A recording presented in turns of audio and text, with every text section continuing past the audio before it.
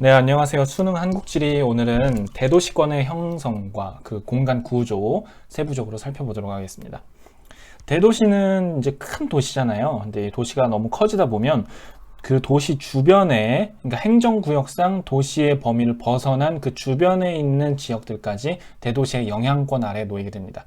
그거를 통틀어서 대도시권 이렇게 부르는데, 자, 한번 정리해 볼게요. 대도시는 그 대도시와 기능적으로 연관이 있는, 그러니까 대도시로 사람들이 출근을 한다든지 막 이런 식으로 생활권이 같이 있다든지 연관된 그 주변 지역을 통틀어서 대도시권이다 이렇게 부릅니다. 보통은 통학이나 통근이 가능한 하루에 왔다 갔다 할 수 있는 그런 범위 공간 길이까지를 대도시권이라고 부릅니다.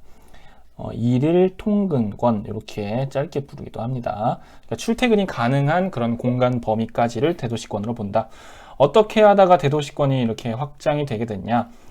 이 대도시에 인구랑 기능이 너무 집중되다 보니까 땅값이 너무 오르고 막 교통도 복잡하고 환경오염도 발생하고 이렇게 너무 많은 게 집중돼서 집적이 된다 이렇게 하는데, 집중돼서 안 좋은 게 생기는 거, 불이익이 생기는 거, 이런 걸 집적 불이익이라고 합니다. 이런 게 발생을 하다 보니까 도시 내부에서는 이제 너무 꽉 찼어. 주변으로 이제 나오는 겁니다. 도시의 행정구역을 벗어나서. 그래서 대도시 주변 지역 간에, 그리고 두 번째로 대도시랑 이 주변 지역 간에 이 교통이 예전에는 별로 없었는데 지하철도 뚫리고 막 도로도 엄청 뻥뻥 잘 뚫리고 하다 보니까 광역교통망, 도시를 벗어나서 더 넓은 범위를 광역이라고 하는데, 그런 교통망이 발달을 하다 보니까, 그리고 인구를 분산시키려는 정부의 정책으로 대도시 인구가 주변으로 나오게 되면서 대도시의 주변 교외 지역으로 사람들이 빠져나오는 교외화 현상이 나타나게 됩니다. 교외라는 거는 이 중심도시 주변이라는 얘기예요.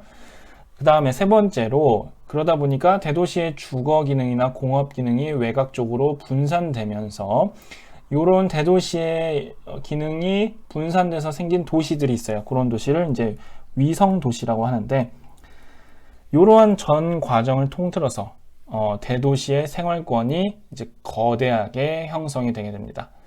자, 요거 순서 기억해 주시고요. 중요한 거, 자, 지금부터 대도시권의 공간 구조, 그러면 어떤 지역들이 있는지 한번 보도록 할게요. 첫 번째, 중심도시, 빨간 색깔로 표시된 이 대도시죠. 대도시 자체도 도심과 주변 지역, 점이지대로 구성된 다핵 구조로 여러 개의 기능으로 이렇게 분리되어 있다. 그런 뜻입니다. 대도시권의 전체 대도시권의 중심 도시 지역이죠. 다핵 구조가 이미 나타나 있는 상태에서 이제 외부로 뻗어나가는 거고, 중심도시에서 벗어나면 바로 뭐가 나타나냐면 교외 지역이 나타납니다.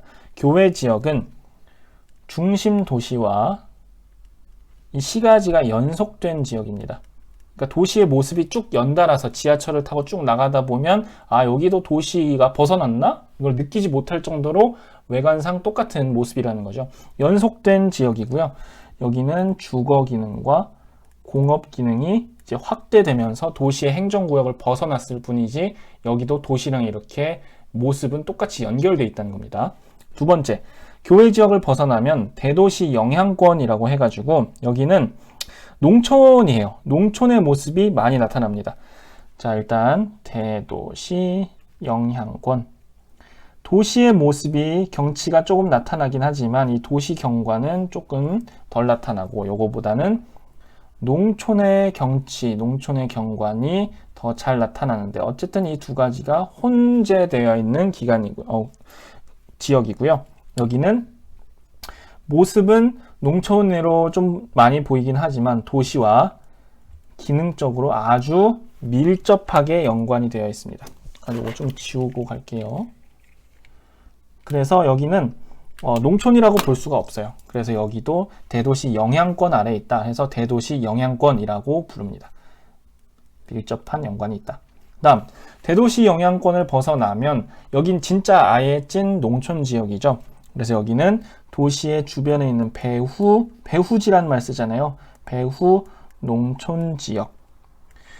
자, 여기는 중심 도시에서 최대로 하루에 왔다 갔다 할 수 있는 통근 가능 지역입니다. 그래서 중심 도시의 최대 통근 가는 지역 이렇게 부르고요. 여기를 벗어나면 하루에 여기로 출퇴근하기는 힘들겠구나. 그렇게 보면 돼요. 그러니까 대도시권의 가장 마지막 부분이라고 할 수가 있겠죠. 여기는 농사를 짓는데 대도시에다가 상업적인 농사를 짓습니다. 원예 농업이라고 하죠. 그 시설 같은 거, 이렇게 비싼 거, 작물하는 거, 재배하는 거, 이런 상업적 원예 농업이 발달했습니다. 왜냐하면 대도시에다가 일하러 가면서 갖다 팔고 여기서 농사 짓고 또 팔고 이렇게 하는 곳이기 때문에 이 배후 농촌 지역에 보통 위성 도시가 나타납니다. 이 교외 지역 대도시 영향권 배후 농촌 지역은 도시의 이름이 아니라 그냥 여기 중심 도시에 여기도 도시가 있고 여기다 도시가 있고 여기다 도시가 있고 이럴 텐데 그런 것들을 크게 대도시권의 어떤 범위로 구분을 해보는 거고 이 배후 농촌 지역쯤에 이제 위성 도시들이 나타나게 됩니다. 물론 위성도시는 교외 지역이나 대도시 영향권 이쪽에 나타나기도 하지만 어쨌든 위성도시 요쯤에 나타난다. 위성도시는 대도시의 기능을 분담하는 역할을 합니다. 주거 기능이 될 수도 있고 아파트 단지가 될 수도 있고 공장이 많은 도시가 생길 수도 있고요. 공장 기능을 분담해서 행정 기능을 분담하기 위해서 뭐 정부 청사가 이주해 온다든지 그런 도시가 생길 수도 있고 군사적인 역할을 분담해주는 역할을 하기도 합니다. 자, 여기까지가 대도시권이에요. 여기서 보면 그래서 오늘 이제 배울 대도시권은 여기까지다. 요게 바로 대도시권. 그러면 여기 벗어난 데는 뭐야? 여기는 주말 생활권이에요. 주중에는 여기 사람들도 여기까지 왔다 갔다 하고 여기 사람들도 이렇게 왔다 갔다 할 수 있지만 여기까지가 대도시권이고 여기부터는 이제 대도시권이라고 부르지 않습니다. 대도시권 거주자의 여가나 체험 활동을 위한 농촌 지역, 주말에 놀러 가는 곳 해서 주말 생활권이라고 부르고요. 여기는 대도시권이 아니다. 자, 간단하죠? 그래서 대도시권의 형성과 공간 구조에 대해서 오늘 살펴봤습니다. 여기까지 보겠습니다. 감사합니다.